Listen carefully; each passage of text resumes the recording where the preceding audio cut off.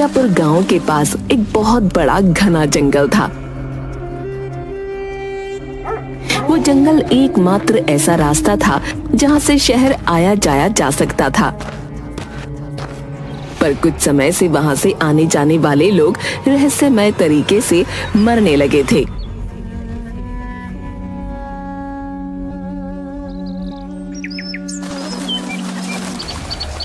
अरे चंदन, तूने सुना? चंदनपुर गांव का जुगनू पिछले 4 दिन पहले शहर गया था, पर उसका अभी तक कोई ठिकाना ही नहीं है। हाँ, आजकल तो जंगल में कोई भी जाता वापस फिर नहीं आता। अब जाने कौन सी आफत आने वाली है। ऐसा तो नहीं कि जंगल में कोई जंगली जानवर आ गया है? अरे हाँ भाई, वैसे भी आजकल जंगल में बहुत ही अजीब अजीब तरह की आवाज आती है। पर क्या करें भाई, शहर आने जाने का सिर्फ एक ही तो रास्ता है। एक दिन रतन अपनी साइकिल से शहर अपने काम पर जा रहा था। बस किसी तरह जंगल का रास्ता निकल जाए। जल्दी चल रतन, जल्दी।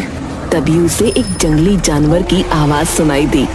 हे भगवान, इतनी खतरनाक आवाज! यह कौन सा नया जानवर आ गया है इस जंगल में? चल रतन बेटा, चल जल्दी जल्दी जंगल से बाहर निकल ले। फिर रतन अपनी साइकिल को और तेज चलाकर जाने लगता है, पर अचानक उसकी साइकिल की चेन उतर जाती है। वो साइकिल को ठीक करने के लिए उतरता है। अब जल्दी जल्दी साइकिल को ठीक कर लेता हूँ, नहीं तो जाने वाला जानवर मेरा क्या हाल करेगा। वो साइकिल को ठीक करता है। उसी वक्त पीछे से कोई आकर पकड़कर उसके कंधे से उसका सारा खून पी जाता है। पास से बसंत और चंदन गुजरते हैं। रतन को देखकर बसंत और चंदन रतन के पास जाते हैं। अरे भाई, यह तो रतन है ना? हे भगवान, उस जानवर ने इसे भी मार डाला। फिर दोनों उसे उठाकर गांव ले जाते हैं।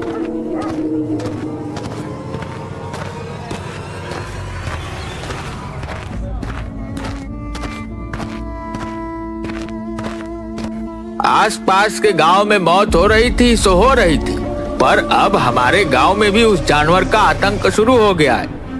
अब हम सभी को एक बार जंगल में चलकर देखना होगा और उस जानवर का कुछ न कुछ तो करना ही पड़ेगा।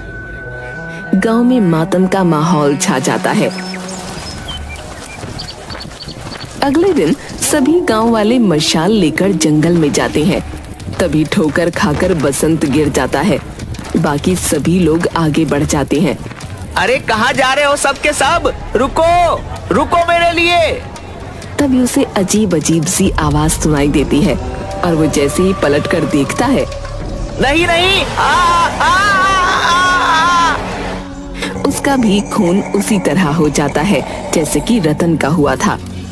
जब गांव के सभी लोग वापस आते हैं तो बसंत की लाश को देखते हैं। अरे यह क्या? बसंत, बसंत उठ जा बसंत भाई, उठ जाओ।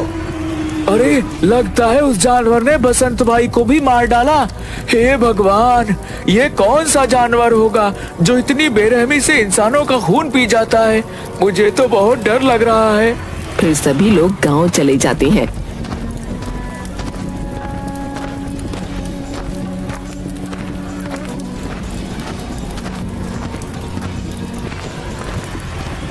सब लोग गांव की चौपाल पर बैठकर बातें कर रहे होते हैं।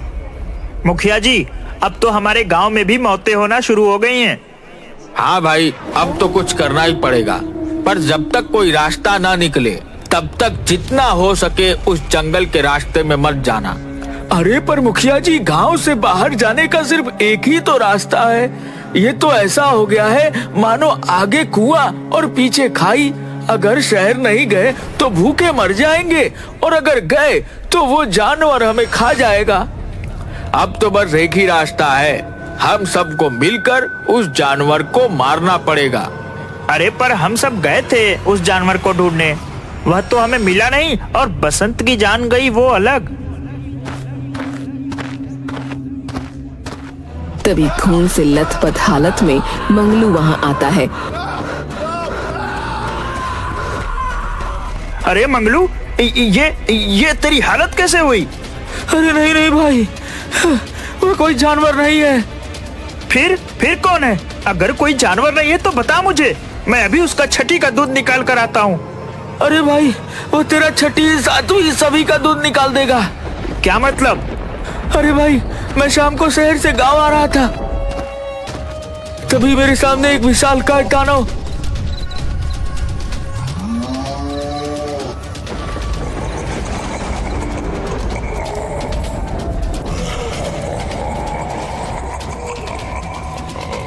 नहीं नहीं, क्या कहूँ उसे मैं, मुझे तो कुछ समझ नहीं आ रहा। उसका सर इंसान का और शरीर जानवर का, उसके लंबे लंबे दांत, उन्हीं दांतों से वह इंसानों का खून पी जाता है। उसने मुझे पकड़ लिया और इतना कस कर पकड़ा कि मैंने खुद को बचाने के लिए मेरी पूरी ताकत लगा दी थी, फिर भी मैं उसके चंगुल से बच नहीं पाया। पर पता नहीं कोई चमत्कार कहूँ या कैसे कहूँ, क्या कहूँ, मैं जैसे तैसे बचकर वहां से निकल आया हूँ।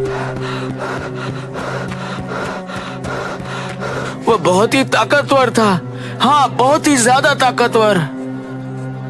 तभी वहाँ पर एक पागल औरत आ जाती है जो चिल्लाती है, वो आ गया, वो फिर से आ गया, अब तुम सबको मार डालेगा, हम में से किसी को नहीं छोड़ेगा, कोई नहीं बचेगा, वो किसी को नहीं छोड़ेगा। हाँ तुम सब मरोगे, सबके सब मरोगे। ऐसा कहकर वहाँ से वो जाने लगती है और जोर जोर से हंसने लगती है।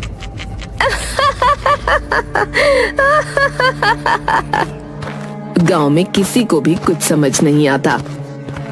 भाइयों, मेरा मत यह है कि गांव में से 4-5 लोग साथ में शहर जाकर जरूरत का सारा सामान ले आए और फिर उस रास्ते से कोई भी नहीं जाएगा। हाँ हाँ मुखिया जी, मुझे भी आपका सुझाव बहुत अच्छा लगा, बिल्कुल अच्छा। हाँ हाँ, हम लोग बिल्कुल ऐसा ही करेंगे।